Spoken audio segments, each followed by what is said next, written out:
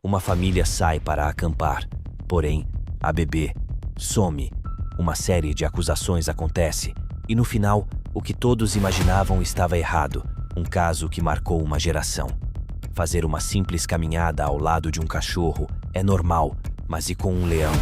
Isso era o que acontecia em Goiânia na década de 1980 e resultou em uma tragédia terrível. Um casal desaparece no mar, desencadeando uma enorme operação, teorias e repercussão. Em uma mesma noite, 2 pessoas são mortas por ursos, algo impensável e terrível, que expôs uma negligência mortal e gerou mudanças amplas e permanentes. 45 minutos dos ataques mais terríveis e marcantes já registrados na história, você vê agora. Em 1980, na Austrália, nascia Azaria Chamberlain, a terceira filha e a única menina do casal Lindy Chamberlain Creighton e Michael Chamberlain. A família era muito religiosa, da Igreja Adventista do Sétimo Dia. Eles moravam em uma boa casa, eram muito reservados, mas gostavam de acampar. Muitas vezes, eles organizavam suas coisas para fazer algum acampamento. Sempre levavam os filhos em seus passeios, e não seria diferente com a pequena Azaria. No mês de agosto do mesmo ano, decidiram fazer uma viagem até um lugar conhecido. A formação rochosa de Uluru, também conhecida como Ayers Rock, é uma das formações rochosas mais famosas do mundo.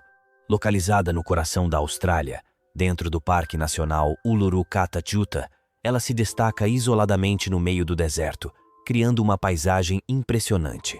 A família foi de carro até o local. Ao chegar, montou o acampamento. Nada muito diferente do que já haviam feito outras vezes. Azaria estava com eles, mas ao anoitecer, ela foi deixada sozinha em uma das barracas, mais especificamente na barraca dos pais. Contudo, enquanto Lindy e Michael estavam distraídos, algo horrível aconteceu. Azaria simplesmente desapareceu. Lindy viu ao longe o que seria um dingo levando a menina. Ela chamou Michael, dizendo o que havia acontecido, e eles começaram a procurar. Depois de horas sem encontrar nada, foram direto para uma delegacia. Ao serem questionados sobre o sumiço da menina, disseram que Lindy viu ao longe um animal levando a menina na boca, mas não conseguiram alcançá-lo. O dingo, cão selvagem nativo da Austrália, parece com um cachorro doméstico, mas é um predador adaptado ao ambiente australiano e geralmente evita humanos, embora possa se aproximar em busca de alimento. Naquela época, casos desses animais atacando pessoas eram inexistentes, então os policiais não acreditaram muito nos pais. Mesmo assim, uma busca foi realizada, mas nada foi encontrado, nada que comprovasse a história contada pelo casal. Os policiais então começaram a suspeitar deles. Apenas uma semana após o início da investigação, um turista chamado Wallace Goodwin fez uma descoberta. A uma curta distância de onde o bebê supostamente foi levado pelo dingo, ele encontrou um macacão ensanguentado, uma camiseta, botinhas e uma fralda. Investigadores forenses examinariam as roupas posteriormente e concluiriam que alguém havia rasgado o macacão depois que a pequena Azaria já estava morta. Goodwin, que acampava com frequência na região, contou que viu uma movimentação diferente nos dingos. Eles estavam mais corajosos, aproximando-se mais dos acampamentos sem hesitar. Isso não era típico deles, já que costumam evitar humanos, mas agora apresentavam esse comportamento. Mais buscas foram realizadas para procurar pistas, e dessa vez, Lindy estava entre o grupo. Eles vasculharam todos os lugares mais prováveis onde a menina poderia estar, mas não encontraram mais nenhuma pista. Lindy estava abatida e agitada, mas Michael aparentava estar sempre calmo. Ele tinha tanta certeza de que a filha havia sido totalmente consumida pelo animal que nem chegou a participar das buscas. O caso começou a ter muita repercussão e muitos passaram a questionar a religião de Lindy e Michael. Um legista acabou concordando que o bebê havia sido levado por um dingo. No entanto, afirmou que as roupas ensanguentadas encontradas por Wallace Goodwin apresentavam sinais de terem sido manipuladas por uma ou mais pessoas desconhecidas. Foi o suficiente para que uma nova investigação começasse. Em setembro de 1981, os investigadores alegaram ter encontrado marcas suspeitas na região do pescoço do macacão de Azaria. Fotos em ultravioleta foram tiradas e analisadas, e especialistas afirmaram ter encontrado a marca de uma mão adulta. As fotos e as marcas sugeriam fortemente que alguém havia cortado a garganta da menina intencionalmente. Diante disso, a polícia australiana prendeu o casal. Em fevereiro de 1982, eles foram acusados do assassinato da própria filha. A polícia alegou ter encontrado vestígios de sangue no veículo da família. Embora a arma do crime nunca tenha sido identificada, as autoridades sugeriram que o assassino poderia ter usado objetos domésticos comuns. O tempo passaria e, no futuro, novos testes revelariam que, na verdade, não havia sangue no carro. Os investigadores se confundiram, porém, esse erro custaria muito caro ao casal. Ainda no ano de 82, o julgamento foi chamado pela mídia de o julgamento do século. A imprensa sensacionalista entrou em frenesi, e a cobertura massiva garantiu que o tribunal estivesse lotado de espectadores. Durante o julgamento, a acusação argumentou que Lindy havia esfaqueado a filha e que o marido ajudou a encobrir o crime. Os Chamberlain, por sua vez, mantiveram a versão do Dingo. O júri não acreditou. Em outubro de 1982, Lindy foi considerada culpada pelo tribunal e condenada à prisão perpétua. Michael foi considerado culpado como cúmplice após o fato e recebeu uma pena suspensa de 18 meses. Com Lindy na prisão, sua segunda filha, Kalia, nasceu atrás das grades em novembro de 1982. Assim como as autoridades, a opinião pública também acreditava que o casal tinha culpa. Criticavam o comportamento dos dois, dizendo que estavam tranquilos mesmo com a perda da filha. Lindy sofreu mais com o preconceito, já que todos esperavam que ela demonstrasse um luto extremamente profundo, como, para a maioria, uma mãe adequada deveria fazer. Se sorrisse, era acusada de não levar o caso a sério.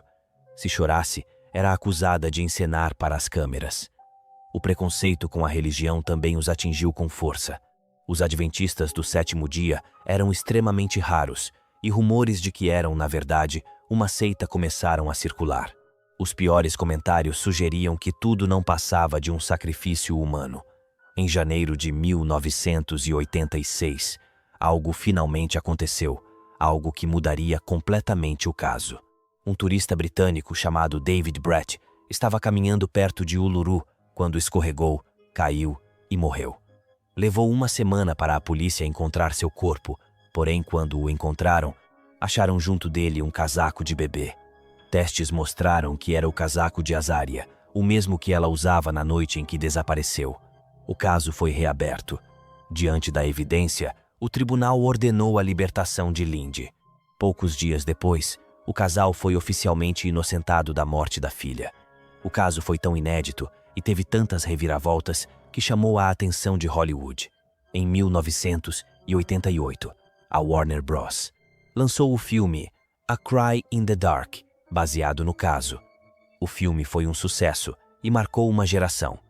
Em 1992, o governo do território do norte da Austrália concedeu indenização a Lindy e Michael. Eles receberam $1,3 milhão, além do reembolso de honorários legais e do carro da família, que havia sido apreendido e destruído durante a investigação. Mesmo com tudo resolvido, o casal, principalmente Lindy, sofreu muito durante a primeira parte das investigações. Lindy e Michael perderam a filha, foram acusados de matá-la, foram difamados, ridicularizados e odiados. Lindy passou anos na prisão por um crime que não cometeu até ser finalmente solta e ainda perdeu anos da vida de seus filhos, incluindo os primeiros anos de sua filha mais nova.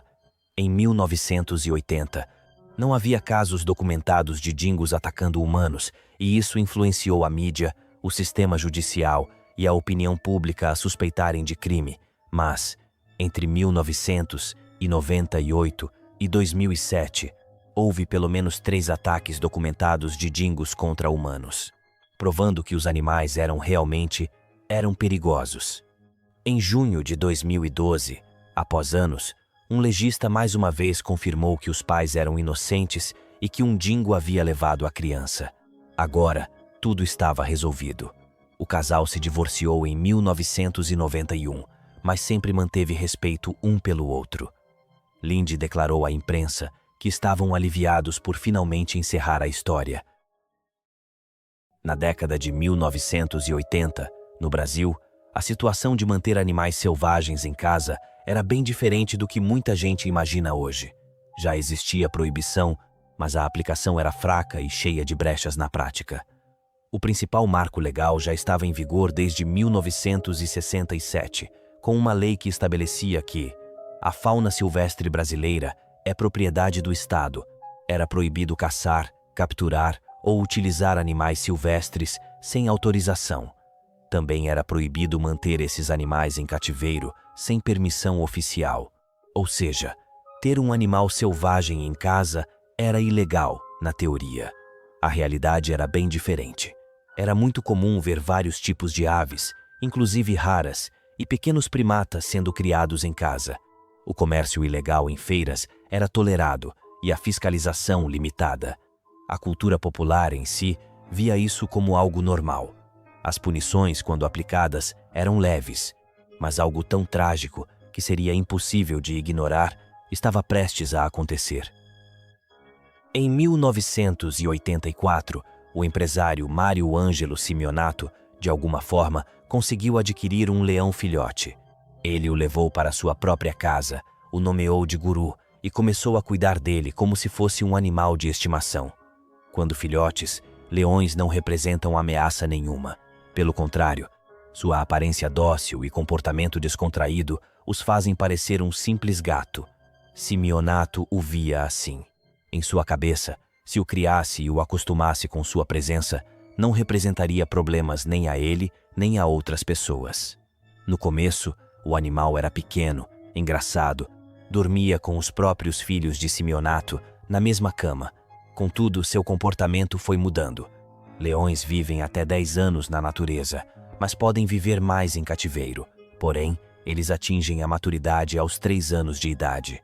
Guru cresceu rápido. Aos 2 anos, sua juba já estava grande. Ele já estava com mais de 80 quilos e do tamanho de um homem adulto. Porém, ele ainda cresceria mais. Os filhos de Simeonato o amavam, e o próprio homem era apaixonado por ele. Achava incrível ter um animal tão poderoso e tão bonito dentro de casa, e ele ainda podia se gabar para os amigos. Ainda aos 2 anos, Mário viu que ele precisava de mais espaço. Ele então decidiu levá-lo para sua loja de material de construção. Era um lugar grande, onde havia delimitado uma zona onde Guru podia ficar, cercada por madeira, e mais tarde conseguiu uma grande jaula. A loja ficou famosa e as pessoas que passavam por ela podiam ver o leão solto nessa zona, como se fosse um cão de guarda. Mesmo com a ciência de que tinham um predador altamente perigoso por perto, ninguém ligou para nenhum órgão ambiental, nem chamou as autoridades. Tudo ficou como estava. Mário ordenou aos seus funcionários que não tocassem na jaula onde Guru ficava na maior parte do tempo, por não possuírem as habilidades necessárias. Contudo, o próprio Mário não tinha tanto conhecimento nem sabia direito como lidar com o animal adulto. Com o passar do tempo, o animal cresceu. Em 1986, Guru não conhecia outra realidade a não ser a de sua jaula. Mário achou melhor mantê-lo preso sempre que podia e só o soltava em momentos raros. No dia 12 de junho de 1986, tudo estava normal e Guru estava no lugar de sempre. Um novo funcionário havia sido contratado para ser vigia. Ele recebeu ordens expressas para não interagir com Guru. Mesmo assim, ele interagia e, às vezes, soltava a fera para exibir para amigos. Guru se acostumou a ficar perto de humanos e os funcionários se acostumaram com ele. Porém, ele ainda era um predador mortal. Era uma sexta-feira e Guru não estava na jaula, e sim em sua zona delimitada por madeira. Não havia ninguém perto dele. Guru então fez o impensável. Pulou por cima da madeira e saiu. Pulou por cima dos materiais de construção até chegar ao muro da loja. Ninguém pôde fazer nada. Guru fugiu e começou a vagar pela rua até chegar a um prédio residencial. Era meio-dia. Guru entrou e deu de cara com uma senhora com uma bebê de 2 anos de idade. Susana Fernandes Junqueira estava brincando na portaria do edifício. O leão a encarou, chegou perto dela emitindo sons característicos de um leão. A menina também emitiu alguns sons, mas não fez muito mais do que isso. Guru a atacou com velocidade. A idosa gritou. Ele abocanhou o pescoço da criança e a arrastou até o pátio do prédio, deixando um rastro de sangue. Ela morreu na hora. Pessoas, atraídas pelos barulhos, correram para ver o que era e deram de cara com uma cena terrível. Um bebê nas mandíbulas de um leão. Todos começaram a gritar desesperados, sem saber o que fazer. Não era um cachorro, era um leão. Mais gente apareceu, tornando a movimentação ainda mais intensa. Logo, uma multidão estava reunida assistindo à tragédia. O leão saiu novamente para a rua. Ele largou a menina e, com medo, voltou correndo para a loja de material de construção, onde passou boa parte da vida. A polícia e o corpo de bombeiros, chamados logo depois do acidente, tentaram enjaular o leão, o que foi uma operação de guerra. Guru, assustado, se escondeu debaixo de madeiras e outros materiais, dificultando a captura. Depois de horas de muita tensão, optaram por chamar um domador de leões do circo que estava na cidade. Com a ajuda dele, conseguiram enjaular Guru. Ele foi levado a um zoológico, onde ficou em observação e sendo cuidado. Ele estranhou os outros animais, o ambiente e até mesmo os outros leões.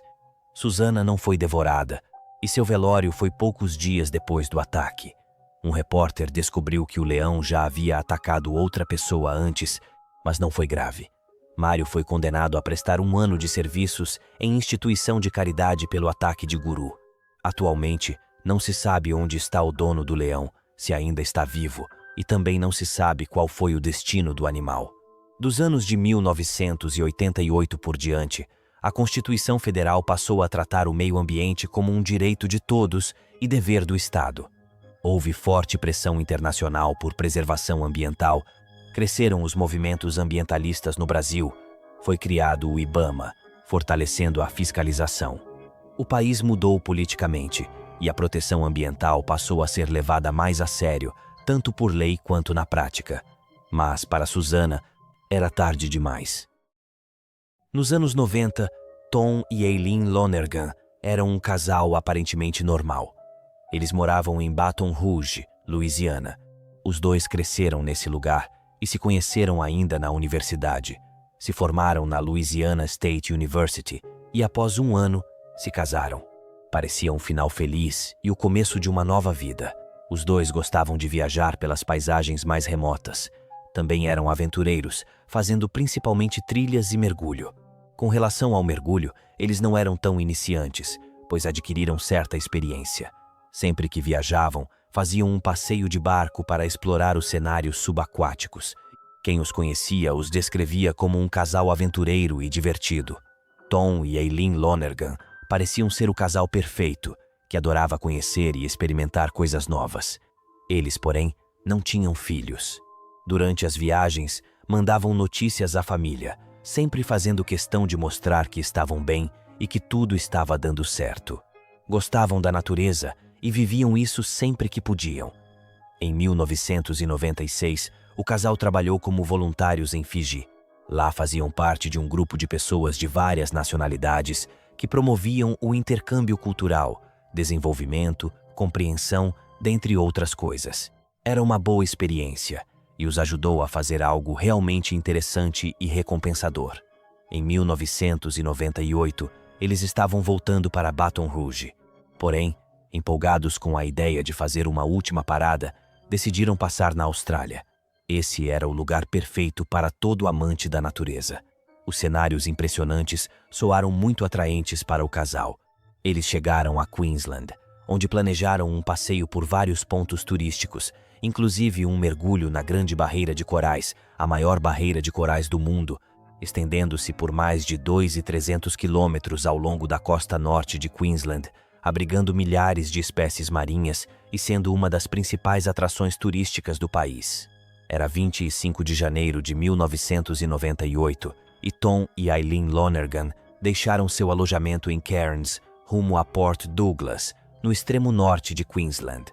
O casal e mais 24 pessoas embarcaram na embarcação Outer Edge Dive Company, especializada em excursões de mergulho na região. O barco era comandado por Jeffrey Jackman. Eles seguiram para nordeste em direção ao Recife de St. Crispin, parte da Grande Barreira de Corais. Por volta das 14h30, o barco parou na ponta do Recife. O dia estava ensolarado e o clima era divertido. As pessoas colocaram os equipamentos e começaram a mergulhar. Havia 26 passageiros no total. Tudo correu bem e nos primeiros 30 minutos nada parecia errado. Tom e Eileen estavam se divertindo. Em um momento, eles se afastaram um pouco do grupo e mergulharam mais profundamente. Nesse tempo em que exploraram os corais, passou-se quase uma hora e, ao perceberem isso, decidiram voltar pelo mesmo caminho por onde vieram, em busca do barco. Contudo, não encontraram a embarcação em lugar algum. Eles nadaram e nadaram, gritaram, mas não havia nada no horizonte. Ficaram tensos e a ficha caiu. Foram deixados para trás. O barco tinha ido embora, deixando-os à deriva em águas profundas e perigosas. Não dá para saber exatamente o que aconteceu com o casal depois disso. O que se presume é que eles nadaram desesperados à procura da Outer Edge Dive, mas ela realmente não estava mais ali. O casal nunca mais foi visto. As circunstâncias exatas de como Tom e Eileen foram deixados para trás não são totalmente claras. Várias hipóteses foram levantadas. Uma delas seria a falha de comunicação. Como o casal se afastou e mergulhou sem avisar a ninguém, foram esquecidos. Ou o capitão Jack foi irresponsável e não fez a contagem de pessoas adequadamente. Jack também não se preocupou em verificar os passageiros para se lembrar de mais alguém. Ele simplesmente chamou os turistas, que entraram no barco, e foi embora. O fato é que o capitão não percebeu a ausência. Nem quando o barco retornou ao porto, alguém percebeu que os Lonergan tinham sumido. Apenas 2 dias depois, funcionários do hotel onde estavam hospedados notaram que eles não apareceram em momento algum e assim comunicaram às autoridades. Policiais perceberam que o problema era mais sério do que parecia. Uma investigação se iniciou até que chegaram à conclusão de que o casal estava perdido perto do Recife de St. Crispin, na Grande Barreira de Corais. Buscas intensivas se iniciaram, envolvendo embarcações, helicópteros e aviões, cobrindo uma área de aproximadamente 1.852 quilômetros náuticos quadrados ao redor do Recife St. Crispin. A operação durou 4 dias, mas nenhum sinal do casal foi encontrado. A busca foi dificultada por mar agitado, baixa visibilidade e pela localização remota. Apesar disso, as equipes permaneceram esperançosas de encontrar luz-vivos. Após 4 dias, a busca oficial foi encerrada e o casal foi dado como morto. No entanto, buscas isoladas continuaram por semanas, com pescadores locais e voluntários vasculhando águas e praias. Uma semana após o desaparecimento, uma bolsa foi encontrada em uma ilha próxima, confirmando que o casal havia desaparecido durante o mergulho. Presumiu-se que eles haviam se afogado. Nenhum vestígio foi encontrado até alguns meses depois, quando uma prancheta de mergulho foi localizada. Essa prancheta, um pequeno bloco de notas impermeável usado por mergulhadores para se comunicar debaixo d'água, continha uma mensagem escrita por Eileen, dizendo: "A quem puder nos ajudar, fomos abandonados no Recife pelo MV Outer Edge, em 25 de janeiro de 1998 às 3 horas. Por favor, nos ajudem. Venham nos resgatar antes que morramos. Socorro." Junto com isso foi encontrado um traje de mergulho do tamanho de Eileen. Não havia marcas de mordida, o que sugere que não houve ataque de tubarão. Também foram encontrados coletes infláveis com os nomes do casal, uma nadadeira de Eileen e cilindros de ar comprimido. Esses itens estavam a aproximadamente 120 quilômetros de onde desapareceram. No entanto, os corpos deles não foram encontrados. Esse misterioso sumiço acabou gerando várias teorias. Uma delas é de que foram atacados por tubarões, mas é improvável, já que suas roupas não mostram indícios. Outra teoria é que poderiam ter sido abandonados de forma intencional, mas também não há evidências disso. Também é possível que tenham sido resgatados e não tenham contado a ninguém, forjando a própria morte. Essa teoria, embora improvável, faria sentido, já que o casal tinha problemas financeiros, mas novamente nada foi provado. O cenário mais provável continua sendo que foram deixados para trás por negligência do capitão e falta de atenção. Ficaram presos no Recife, não conseguiram ajuda, Não tinham equipamentos adequados para passar muito tempo ali e sem perspectiva de resgate. Tentaram nadar até algum lugar minimamente seguro, mas acabaram morrendo por exaustão, hipotermia e desidratação. Especula-se que sobreviveram por pelo menos 3 dias. Seus corpos nunca foram recuperados, deixando familiares e amigos em luto e em busca de respostas para uma perda trágica. O caso causou grande repercussão, e ações legais foram tomadas contra a Outer Edge Dive Company por negligência. Jack, responsável naquele dia, foi acusado de homicídio culposo por negligência, mas as acusações foram retiradas por falta de provas. A empresa foi multada em $45 mil australianos, mas ninguém foi preso. O incidente levou à criação de novas regras de segurança para barcos de mergulho na Austrália, destacando a importância de medidas adequadas e treinamento da equipe. Também inspirou o filme Open Water, de 2003. Até hoje se especula o que poderia ter acontecido realmente ao casal, tornando-se um caso muito emblemático. A Península de Eyre, no sul da Austrália, é amplamente reconhecida pela sua forte indústria pesqueira e produção de frutos do mar, sendo frequentemente promovida como a capital dos frutos do mar do país. Nessa região está localizada Port Lincoln, uma cidade costeira bastante procurada por turistas devido às suas belas paisagens e à sua estreita ligação com o oceano. O local é ideal para atividades como iatismo, pesca esportiva, mergulho com cilindro e o famoso mergulho em jaula com tubarões brancos. O tubarão branco é um dos principais predadores de topo dos oceanos, ocupando uma posição fundamental no equilíbrio dos ecossistemas marinhos. Ele se destaca entre os demais tubarões pelo seu grande porte. Machos geralmente medem entre 3,5 e 4 metros, enquanto fêmeas costumam ultrapassar 5 metros. Em casos raros, alguns indivíduos podem atingir mais de 6 metros de comprimento e pesar cerca de 2 toneladas. Suas mandíbulas são extremamente poderosas, com uma força de mordida estimada entre as maiores do reino animal. Apesar da reputação muitas vezes exagerada, o tubarão branco não é uma máquina de matar irracional. Pesquisas indicam que se trata de um animal inteligente e curioso, capaz de adotar estratégias eficazes de caça. Suas principais presas incluem focas e outros mamíferos marinhos, que exigem habilidades refinadas para serem capturados. É difícil imaginar algo mais assustador do que estar em um mar profundo e escuro e, de repente, avistar uma barbatana grande se aproximando. Contudo, foi isso que aconteceu a Shirley e seus filhos. Shirley Ann Durdin, 33 anos, era uma dona de casa que vivia com seu marido, Barry, e seus 4 filhos, em uma pequena cidade australiana. Desde que se casaram, o casal sonhava em abandonar a vida monótona da fazenda e viver perto da praia. Quando Barry contou que finalmente havia conseguido uma casa perto da praia de Port Lincoln, Shirley ficou extremamente feliz. Após se estabelecerem, a família aproveitou ao máximo a nova vida, passando muitos dias relaxando na praia, tomando sol, pescando e mergulhando. A vida parecia perfeita, e eles não poderiam estar mais felizes. Certo dia, um amigo de Barry, Keith Coventry, foi visitá-los e perguntou se gostariam de mergulhar em busca de vieiras frescas. O casal, que já tinha experiência com mergulho, não resistiu à tentação de mais um dia emocionante em seu paraíso pessoal. Em 3 de março de 1985, os 3 chegaram à praia e começaram a colocar seus equipamentos de mergulho, avisando as crianças que ficariam fora por um tempo. Sem querer perder tempo, os 3 adultos entraram na água, com cerca de 2 metros de profundidade, e começaram a procurar vieiras. Enquanto estavam ocupados, uma figura escura observava das águas sombrias.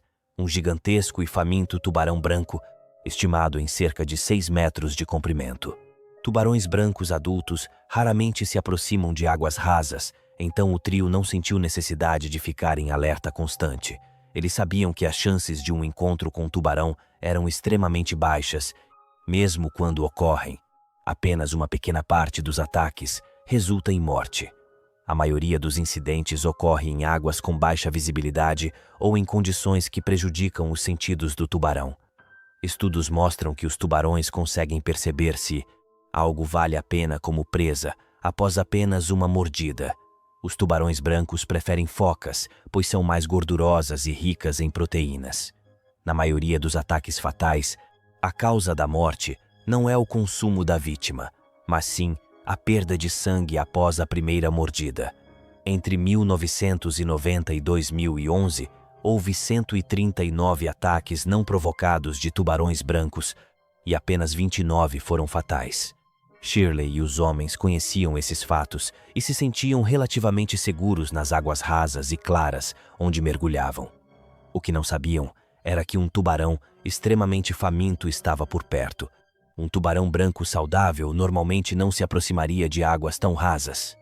Após encherem suas bolsas com vieiras frescas, Barry e Keith voltaram para a praia, onde as crianças estavam brincando. Shirley, por outro lado, estava ocupada admirando a bela paisagem subaquática e não percebeu o perigo se aproximando. Quando finalmente decidiu voltar, ela emergiu e começou a nadar em direção à praia, acenando para os homens e dizendo animadamente quantas vieiras havia conseguido. Enquanto acenavam de volta, Barry percebeu algo ao longe, uma grande nadadeira cinza que ficava cada vez maior, vindo rapidamente em direção a Shirley. Ao perceber o que estava prestes a acontecer, Barry tentou avisá-la, mas antes que pudesse dizer qualquer coisa, viu uma cena aterrorizante. A boca aberta do tubarão emergiu sob sua esposa, arremessando seu corpo vários metros para fora da água. O tubarão havia cravado suas mandíbulas em toda a parte inferior do corpo de Shirley. Quando ela caiu de volta na água, seus gritos de dor ecoaram enquanto o animal a sacudia violentamente. Shirley ainda se debateu por alguns segundos antes de ser arrastada para as profundezas. Então houve silêncio. Pouco depois, seu corpo voltou à superfície sem a metade inferior, flutuando de bruços em um mar tingido de vermelho. Barry gritou o nome da esposa, em desespero. Seus 4 filhos assistiram, horrorizados, ao ataque brutal. Dependendo da gravidade do ferimento, o corpo humano pode sobreviver sem a metade inferior por até 6 minutos. É possível que Shirley ainda estivesse viva após o ataque inicial e que a dor extrema a tenha levado à inconsciência. Barry, ainda em choque, tentou correr para a água para salvá-la, acreditando que ainda havia uma chance. Porém, Keith o impediu, sabendo que não havia mais nada a ser feito. Em um momento ainda mais cruel, o tubarão reapareceu e abocanhou Shirley novamente, desta vez arrancando sua cabeça com uma mordida poderosa antes de desaparecer nas profundezas. Sem qualquer esperança restante, Barry entrou em estado de choque, imóvel, ignorando os apelos de Keith e os gritos desesperados dos filhos. O corpo de Shirley, agora reduzido a um torso sem cabeça, flutuou a menos de 50 metros da família, em meio ao próprio sangue. Equipes de resgate tentaram recuperar seus restos, mas nem seu corpo nem o tubarão foram encontrados.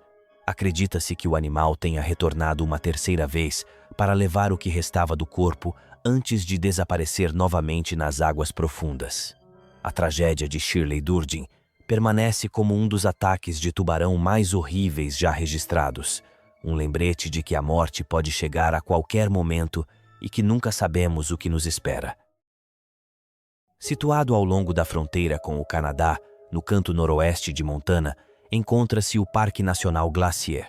Inaugurado em 1910, o parque abrange mais de 1 milhão de acres, cerca de 4.000 quilômetros quadrados, de uma beleza natural acidentada, incomparável em qualquer outro lugar do mundo. Em 1967, o parque já atraía quase 1 milhão de visitantes por ano. Muitos eram atraídos pelos mais de 1.000 quilômetros de trilhas para a caminhada, embora outro grande destaque fosse o habitante mais emblemático da região, o urso pardo norte-americano.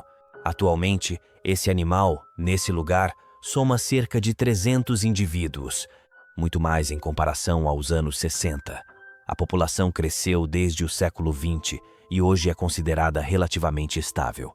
A espécie perdeu grande parte da área histórica, mas na região de Glacier ainda ocupa uma área funcional. Com seu tamanho impressionante e sua força, o urso pardo sempre despertou medo, admiração e até certo temor ao longo do tempo. Desde que foi fundado, nos 57 anos de história do parque, até 1967, não havia registros de mortes causadas por ataques de ursos. O parque alertava sobre os riscos de alimentá-los e espalhou vários avisos pela área como forma de lembrar os visitantes. Mas, na prática, segundo vários guardas da época, pouca coisa era feita para impedir isso e, em alguns casos, a administração simplesmente ignorava a situação.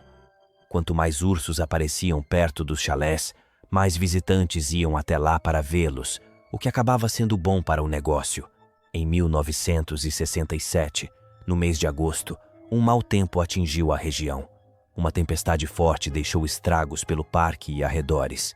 Os raios atingiram áreas e levaram a incêndios em várias partes.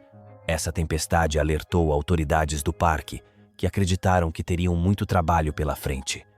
Porém, o que eles pensaram era que tudo se resumiria às consequências da tempestade. Estavam enganados. O parque tinha seus funcionários e, às vezes, os mesmos em seus dias de folga, ficavam e aproveitavam o lugar. Em 12 de agosto de 1967, Roy Duquette, de 18 anos, e sua namorada Julie Helgeson, de 19, estavam a caminho de um acampamento. Os dois eram funcionários do Glacier e tinham conseguido um dia de folga. Era manhã e eles estavam dirigindo pela estrada principal do parque, chamada Going to the Sun Road, que corta Glacier de leste a oeste, atravessando montanhas. Uma rota comum. Seu plano era acampar perto dos famosos chalés do Granite Park Chalet. Esse local ficava nas montanhas e era muito popular, porém acessível apenas por uma trilha. Assim que o casal chegou a Logan Pass, o ponto mais alto da estrada, eles tiraram suas coisas e começaram a trilha. A Highline Trail era, e ainda é, uma das trilhas mais famosas do parque, conhecida pelas vistas espetaculares, caminhos estreitos e pela ligação de Logan Pass ao Granite Park Chalet. Roy e Julie pegaram a principal, chegaram a Logan Pass e de lá caminharam horas pela trilha. O que o casal já suspeitava era que o granite pudesse estar cheio, e realmente estava. Mais cedo, outras pessoas lotaram o lugar. Assim que Julie e Roy receberam a notícia de que não havia vagas, eles estavam preparados. Haviam trazido equipamentos de acampar caso esse fosse o caso. Montaram então o acampamento um pouco mais abaixo do granite, mas ainda perto.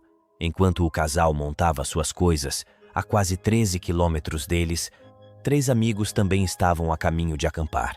A jovem Michelle Coons e seus 3 amigos, Paul Dunn, Denise Huckle e Ron Nozick, caminhavam em direção ao Trout Lake para passar alguns dias. O Trout Lake é um lago tranquilo e mais isolado no Glacier, cercado por montanhas e floresta. É conhecido pela presença de trutas e por ser uma área onde também há atividade de ursos, exigindo a atenção dos visitantes. O grupo havia sido avisado mais cedo naquele dia por outros campistas de que um urso estava agindo de forma estranha perto do lago. Os jovens não se intimidaram, não havia acontecido nenhum acidente ali. Eles seguiram em frente. O grupo chegou e montou o acampamento perto da margem do lago. Antes de tentar pescar durante o fim da tarde, o grupo avistou um urso pardo caminhando pela borda do lago. Eles lembraram do aviso de mais cedo a que ele devia ser o tal animal. Mesmo assim, eles não ficaram assustados. A uma boa distância, no Granite Chalet, os hóspedes aproveitavam um jantar e observavam ursos. Isso era algo considerado normal. Um pouco mais longe, Roy e Julie se preparavam para dormir em sua barraca. Por volta da meia-noite, Julie acordou com barulhos estranhos e viu uma grande silhueta de urso. Ela ficou desesperada, mas não podia fazer nenhum tipo de barulho. Como funcionária, aprendeu que ursos ficam agitados e podem atacar assim. Ela simplesmente se virou para Roy e o chamou baixo, dizendo para se fingir de morto. O animal não demorou para rasgar a barraca e pairar acima de Roy. Ele estava acordado, mas não se movia. Não adiantou. A fera o acertou com uma das patas e o lançou pelo chão. Pulou sobre ele, mordeu seu ombro, costas e pernas. Roy sentiu uma dor excruciante, a maior dor que sentiu em sua vida. Julie gritou para que ele se fingisse de morto de novo. Não havia muito o que fazer. Roy fingiu mais uma vez, e, surpreendentemente, o urso o largou. Seu ataque terminou. Ele estava vivo, mas ainda não era o fim. O urso se voltou para Julie e a atacou. Ela gritou desesperada enquanto era arrastada para a floresta densa. Roy viu a cena terrível, a jovem sendo levada de forma brutal para a morte. Ele encontrou forças para se levantar e procurou sua lanterna, acreditando que a luz poderia espantar a fera. Contudo, ao se mover, notou que seu braço esquerdo estava dilacerado e não podia mais movê-lo. Roy não podia ajudar Julie. Ele gritou por socorro o mais alto que pôde e usou a lanterna para fazer um sinal de SOS. Até que finalmente outros campistas e funcionários do Granite apareceram. Ele foi socorrido e levado para dentro de um dos chalés. Mesmo ferido, conseguiu dizer o que havia acontecido. A adrenalina anulava a maior parte de sua dor, que só viria depois. Um guarda imediatamente comunicou à sede do parque, por rádio, que um ataque de urso havia acontecido, que uma garota tinha sumido e que eles precisavam de médicos, remédios e um policial armado. Roy implorou para que achassem Julie. Ele estava tão histérico que um grupo de voluntários desceu para seu acampamento destruído para procurá-la. Contudo, um dos guardas não deixou que os voluntários fossem muito mais longe, pois não estavam armados e poderiam ser mais uma vítima. Felizmente, 3 médicos e uma enfermeira estavam hospedados no Granite, o que garantiu a Roy cuidados rápidos de emergência. Um helicóptero chegou ao Granite rapidamente. Seu piloto era John Westover, que estava acompanhado pelo policial Gary Bunn. Eles pousaram com alguma dificuldade no Granite. Roy foi colocado na aeronave e levado para o hospital mais próximo pelo piloto. O policial Bunn ficou para procurar por Julie. Uma equipe de buscas desceu pela linha das árvores, seguindo a trilha de sangue. Com um único rifle, Bunn liderava. Dezenas de lanternas iluminavam a noite escura. Bunn, de repente, ouviu gritos e correu para mais perto. Era Julie e ela estava sozinha, mas muito ferida. Seu peito estava arranhado, muito ferido, e ela não podia se mover. Aparentemente, o urso havia conseguido atingir órgãos vitais.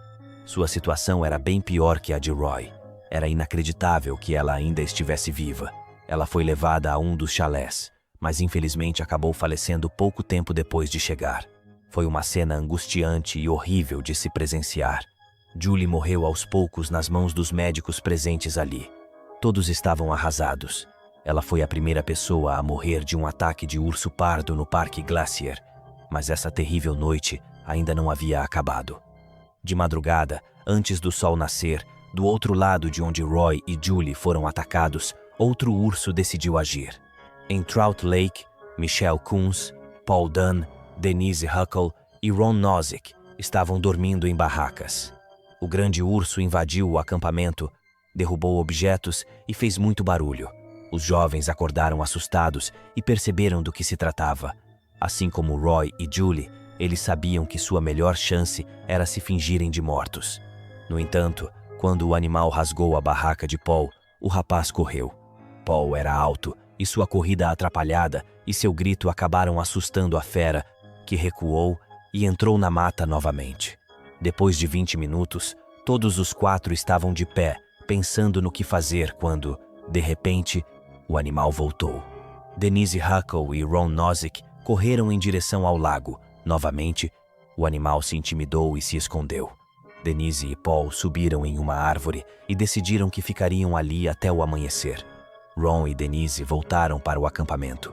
Os dois imploraram para que os demais subissem em árvores também. Não demorou para o urso voltar de novo, determinado a fazer uma vítima. Ron conseguiu correr, mas Michelle não. Ela nunca mais seria vista viva. Quando finalmente amanheceu, os sobreviventes foram andando até a estação mais próxima, Lake McDonald, para relatar o ocorrido. A notícia do segundo ataque fatal de urso ganhou manchetes em toda a América do Norte. Depois de 57 anos de tranquilidade, o parque de repente havia sido palco para 2 ataques fatais de ursos pardos em uma mesma noite. Guardas do próprio parque e policiais começaram uma investigação pelos locais dos incidentes, procurando qualquer urso que estivesse por perto, um possível suspeito para matar. Ursos foram abatidos Mas só dias depois os culpados foram identificados, 2 ursos diferentes. A autópsia dos animais revelou vidro preso nas gengivas do urso de Trout Lake, enquanto o do Granite Park tinha as patas gravemente feridas, uma possível causa para sua agressividade. A Noite dos Ursos de 1967, no Glacier National Park, teve uma repercussão enorme, tanto na época quanto nas décadas seguintes, e mudou profundamente a forma como parques lidam com ursos. Virou manchete em todos os Estados Unidos por ter 2 mortes em uma mesma noite, algo impensável. Quebrou a percepção de segurança do parque. Até então, não havia registros de mortes por ataque de urso em 57 anos. Gerou críticas públicas à administração do parque, especialmente por tolerar e ignorar a alimentação de ursos por turistas e por não agir com firmeza diante de relatos de comportamento agressivo dos animais. O caso foi tão chocante que virou tema do livro Night of the Grizzlies, que ajudou a consolidar o episódio como um dos mais famosos da história envolvendo ataques de animais selvagens. A tragédia levou a uma reformulação completa das políticas de manejo de ursos, não só em Glacier, mas em vários parques da América do Norte. O fim da alimentação de ursos, assim como o fim do lixo exposto que atraía os animais. Separação de áreas nos acampamentos, campanhas intensas sobre não alimentar animais, como reagir a encontros com ursos e a importância de manter distância. Além disso, mais supervisão para proteção, como monitoramento de comportamento agressivo que, caso confirmado, levaria os ursos a serem afastados, realocados ou, em último caso, abatidos. Esse episódio é considerado um dos mais emblemáticos da história por ter 2 mortes em uma mesma noite, uma quebra da ilusão de segurança e a evidente negligência humana. Nos anos 60, havia uma visão mais romântica da natureza, e isso ajudou a mudar essa mentalidade para uma abordagem mais realista. Poucos eventos isolados geraram mudanças tão amplas e permanentes em políticas ambientais.